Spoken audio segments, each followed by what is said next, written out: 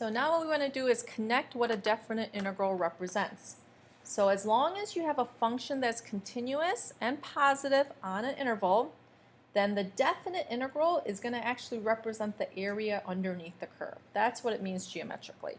So look at this function here, and we can find the equation of this line. The slope is 1/2, y-intercept's 1/4. So your function is 1/2 x plus 4.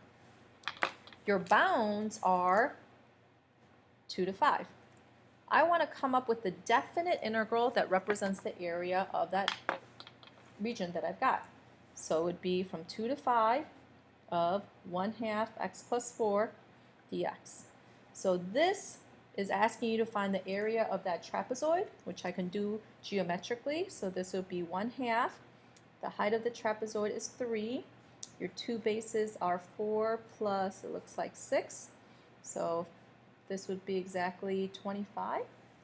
So this is this value here. So all we're going to do is set up the definite integral. So again, if I want the area underneath the curve, the definite integral represented by this region is, I'm going from 1 to 2. The height of the rectangle is the function, which is just 1 over x. The width of the rectangle is dx. Right? So we are summing up infinite number of rectangles from 1 to 2 of the height of the rectangle times the width of the rectangle. Okay, now we're going to go the other direction. I'm going to give you the definite integral. I want you to draw the geometric region we're talking about. So this is saying, look at the graph of x plus 2. Here's my function, and I want to look at this graph from 0 to 3.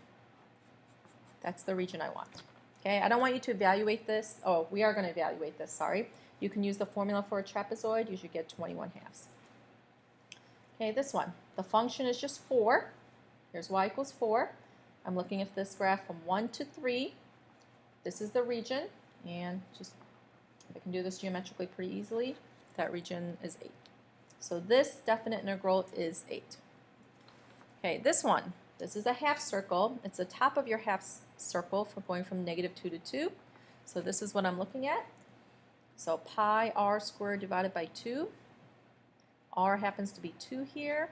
So this is your definite integral. And the last one, d, x minus 2. Here's 2. Here's my vertex. I'm looking at this graph from -2 to 4. You will have to find the area of that triangle, add them separately, and I believe it's 8 plus 2, so that definite integral is 10. So 10 is what this represents.